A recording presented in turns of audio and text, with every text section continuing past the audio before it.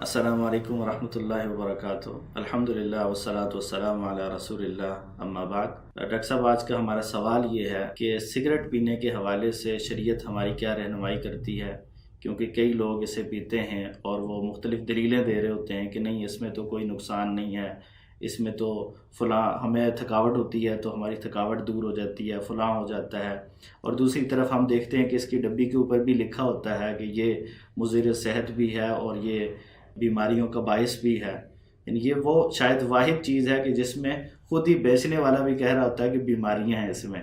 تو اس کے حوالے سے شریعت ہماری کیا رہنمائی کرتی ہے؟ الحمدللہ والصلاة والسلام علی رسول اللہ، اما بعد۔ سگریٹ کے بارے میں اگرچہ علماء کرام میں اختلاف ہے کہ یہ پینا مکروہ ہے یا حرام، لیکن راجح موقف یہی ہے کہ سگریٹ پینا حرام ہے، اور اس کا کوئی ایک سبب نہیں بلکہ کئی ایک اسباب ہیں۔ اس کی حرمت کی کئی ایک وجوہات ہیں، چند ایک آپ کے سامنے رکھنا چاہوں گا۔ نمبر ایک، اس لیے کہ سگریٹ پینے کا کوئی فائدہ نہیں ہے، تو سگریٹ پینے پہ جو مال خرچ کیا جاتا ہے وہ فضول خرچی ہے، اور فضول خرچی اسلام میں حرام ہے۔ ان المبذرین کانوا اخوان الشیاطین، اور یہ مال ہمارے پاس امانت ہے، روز قیامت سوال ہوگا کہ مال کہاں سے لیا، کہاں خرچ کیا۔ تو اس سے واضح ہوا کہ سگریٹ پینا حرام ہے۔ دوسرے نمبر پہ سگریٹ پینا اس لیے حرام ہے کہ سگریٹ پینے کی وجہ سے سگریٹ پینے والا اپنے جسم کو نقصان پہنچاتا ہے۔ سگریٹ پینے والے طرح طرح کے امراض میں مبتلا ہوتے ہیں، سگریٹ پینے والا کینسر میں مبتلا ہو سکتا ہے، اور جیسا کہ آپ نے سوال میں ذکر کیا ہے کہ خود سگریٹ کے پیکٹ پہ لکھا ہوتا ہے کہ یہ آپ کی صحت کے لیے نقصان دہ ہے، اس سے آپ کئی بیماریوں میں مبتلا ہو سکتے ہیں۔ تو یہ جسم ہمارے پاس امانت ہے۔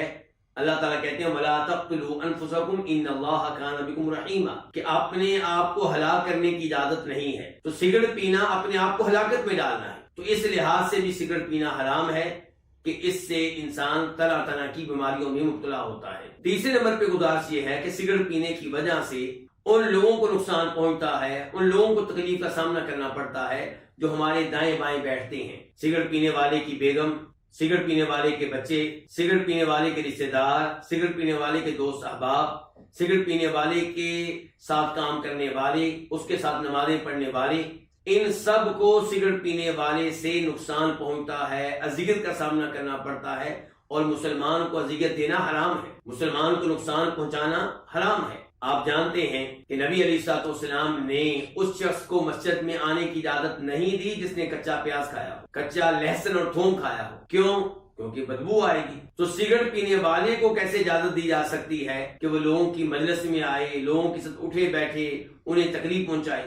اللہ کے نبی فرماتے ہیں علیہ الصلوۃ والسلام کہ مسلمان وہ ہے جس سے دوسرے مسلمان محفوظ رہیں، اس کی اذیت سے محفوظ رہیں، جو ان کو شر نہ پہنچائے۔ تو سگریٹ پینے والا دوسروں کو شر پہنچاتا ہے، دوسروں کی صحت کو خطرے میں ڈالتا ہے، اور اس کی بدبو سے لوگوں کو اذیت کا سامنا کرنا پڑتا ہے، تو اس لحاظ سے بھی سگریٹ پینا حرام ہے۔ اور اللہ تعالیٰ فرماتے ہیں قرآن حکیم میں نبی علیہ الصلوۃ والسلام کے بارے میں کہ وَيُحَرِّمُ عَلَيْهِمُ الْخَبَائِثَ، کہ آپ خبیث چیزوں کو حرام قرار دیتے ہیں۔